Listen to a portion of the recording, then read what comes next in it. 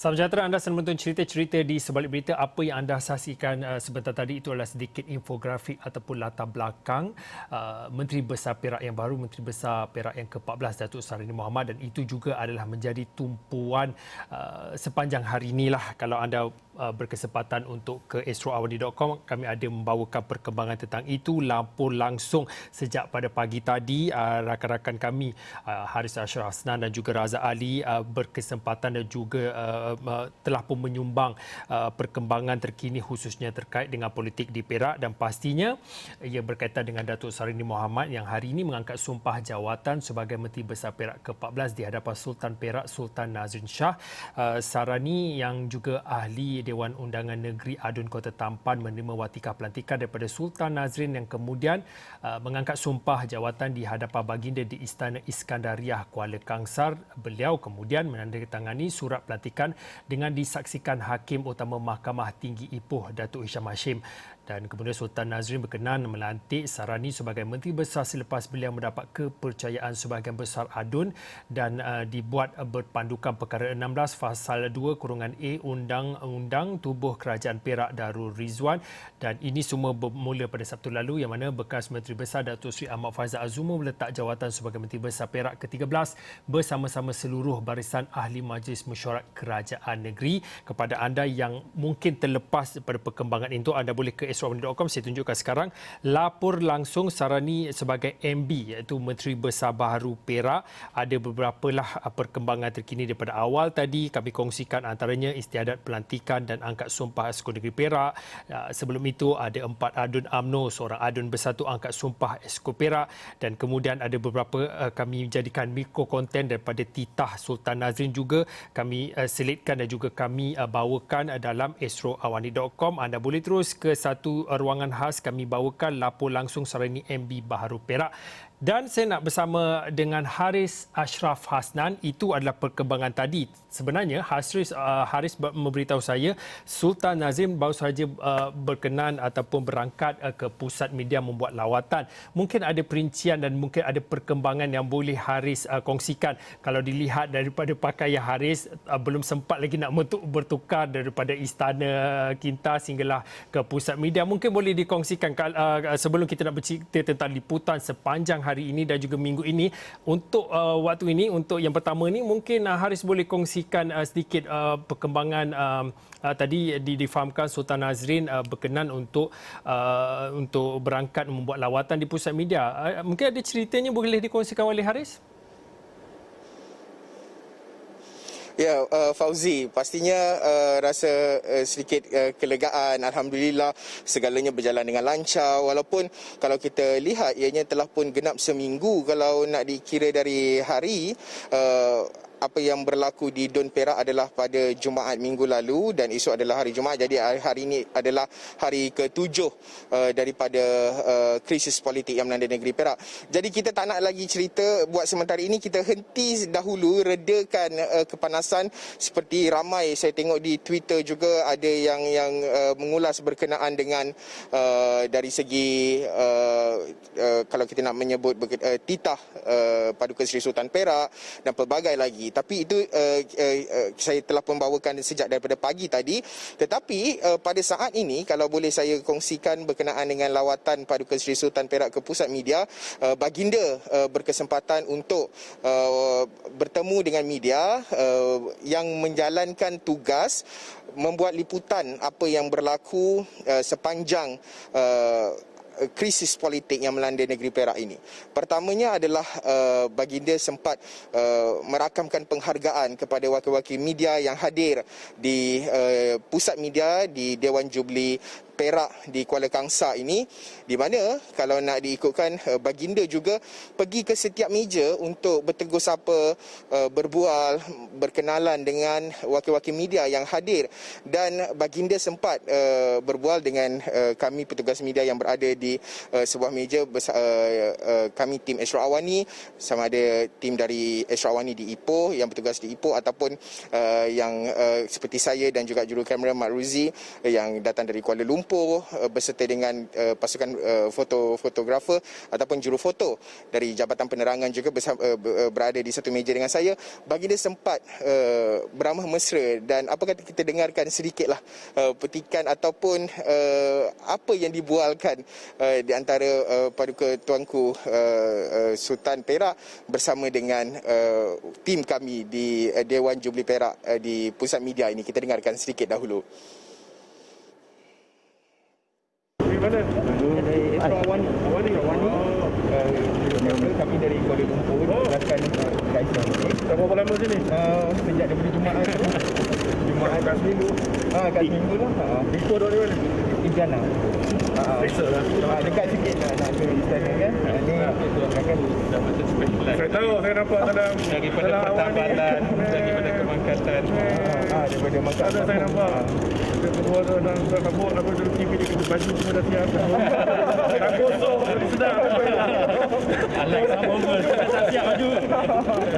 Ni fotografer daripada Jabatan Penerangan juga daripada Kuala Lumpur juga dikelaskan. So fotografer tim Sarawak daripada Ipoh lah yang base yang base di Perak lah.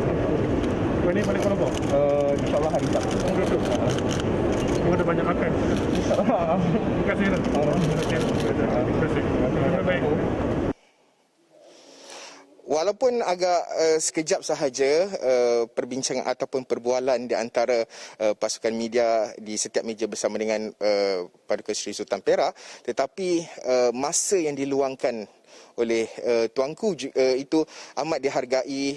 Kami warga media amat menyanjung tinggi dan ianya memberi sedikit kelegaan. Kalau anda ikuti perkembangan krisis yang berlaku di negeri Perak ini, telah pun genap seminggu sebenarnya berpanas hujan di hadapan Istana Kinta di Ipoh dan kemudian hari ini membuat liputan di Istana Iskandariah di Kuala Kangsar. Jadi perjalanannya itu cukup panjang, Fauzi. Jadi apabila tuanku sudi mencemarduli, beramah mesra, merakamkan penghargaan, ucapan terima kasih kepada kami, itu sedikit sebanyak sudah cukup untuk mengubati rasa panas lelah yang berada menantikan membuat liputan krisis politik di negeri Perak ini, Fauzi. Haris, saya pasti selain daripada sebagai seorang wartawan ataupun dalam warga media itu sendiri, sebagai rakyat negeri Perak, sudah tentu apa yang berlaku sebentar tadi itu boleh dikatakan secara peribadi untuk Haris adalah kenangan manis buat Haris apabila dapat secara dekat dapat berbual, dapat berkomunikasi dengan lebih dekat dengan Sultan Nazrin. Tetapi dalam waktu ini mungkin melihat kepada tadi Haris ada katakan kalau diikutkan hari demi hari, inilah genap seminggu, 7 hari, hari ke-7 dalam mana membawa liputan tentang krisis politik di Perak. Ya betul, kita tak nak cakap tentang krisis politik itu, tetapi dalam skop ataupun tugasan kerja sebagai seorang wartawan itu, 7 hari itu adalah cukup panjang bagi Haris kerana Haris digerakkan pada petang Jumaat kalau tak silap saya, sampai sahaja di Perak terus Haris membuat crossover ataupun lintas langsung. Mungkin Haris boleh kongsikanlah cabaran sepanjang 7 hari ini dan bukan Haris seorang sahaja berada di sana untuk membawakan perkembangan apa yang berlaku politik di negeri Perak. Ada rakan yang lain, Wakil Esra Awani, Razak Ali. Bagaimana Haris satu tugasan dan juga cabaran itu, dalam yang kedua tu koordinasi antara Haris dan juga rakan-rakan yang lain dalam Esra Awani dalam bawakan kena up to date kemas kini, memberi bahan berita ke bilik berita.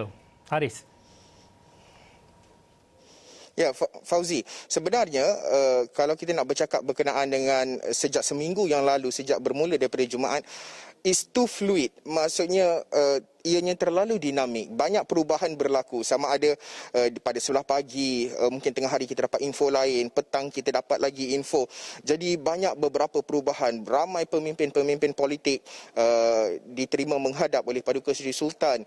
Jadi kita perlu keep fit, kena tahu apa perkembangan yang terjadi. Betul, memang kalau kita nak bekerja seorang silo memang susah. Kita terima kasih juga kepada rakan-rakan wartawan di negeri Perak pihak yang banyak juga membantu berkongsi maklumat.